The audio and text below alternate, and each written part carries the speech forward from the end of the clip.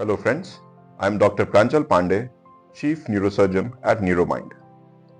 दोस्तों, बहुत common problem है माइग्रेन और यकीन मानिए जब माइग्रेन सीवियर होता है तो कैसे सर दर्द से फटा जाता है ये मैं जानता हूं क्योंकि एक टाइम पर मुझे भी माइग्रेन की शिकायत थी।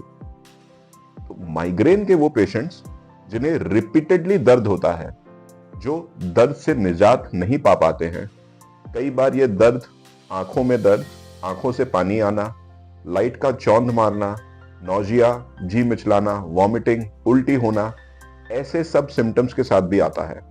और माइग्रेन एक बीमारी ऐसी है जो आएगी जाएगी, आएगी तो हो सकता है लगातार आती रहे महीनों, सप्ताह, सालों, और अगर चली जाएगी तो हो सकता है कि वही दिनों, सप्ताह, महीनों ना आए। बट जनरली माइग्रेन को बोला जाता है कि ये एक ऐसा डिसऑर्डर है जो एक बार लग गया तो शायद आपका साथ पीछे रहेगा ही रहेगा। तो ऐसे पेशेंट्स के लिए जनरली बहुत सारे थेरेपीज अवेलेबल होती हैं। उसमें से बहुत कॉमनली हम लोग मेडिकेशंस देते हैं, कुछ खाने की दवाइयाँ होती हैं, कुछ दवाइयाँ होती हैं जो हम एज अ नेजल स्प्रे देते हैं, उनका भी काफ़ी अच्छा रोल होता है। लेकिन कई सारे पेशेंट्स वो होते हैं जो इतनी दवाइयाँ, इतनी साइड इफेक्ट्स के साथ साथ वो एक तरीके से अपनी जिंदगी में होप लूज कर चुके हैं।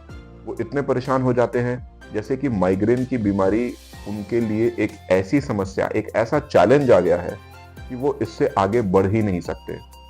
और क्योंकि मेडिकेशंस के साइड इफेक्ट्स हैं तो मेडिकेशंस लेना भी कई बार लोगों के लिए पॉसिबल नहीं हो पाता है।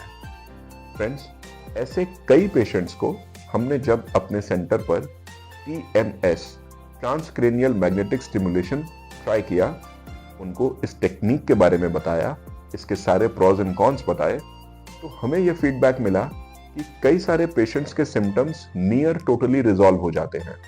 और कई पेशेंट्स तो ऐसे हैं जो आज हमारे 6 महीने से 1 ईयर के फॉलोअप पर complete resolution of all symptoms बोलते हैं। मतलब माइग्रेन की उनकी समस्या जड़ से शायद खत्म हो गई है। एटलीस्ट उनका 6 महीने से साल भर का फीडबैक तो यही है और वो कोई और उसके लिए दवा नहीं खा रहे हैं।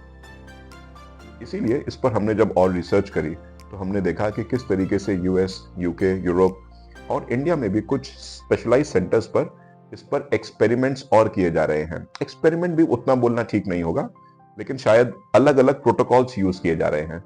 तो फ्रेंड्स, अगर हमारे पास एक ऐसी टेक्निक है जो हमें इस क्रोनिक प्रॉब्लम से निजात दिला सके विदाउट एनी साइड इफेक्ट्स, तो मुझे लगता है कि इसे एक बार ट्राई जरूर करना चाहिए। सो whether TMS is the treatment for you or not, you can always come to us or ask us in the comment section. Thank you.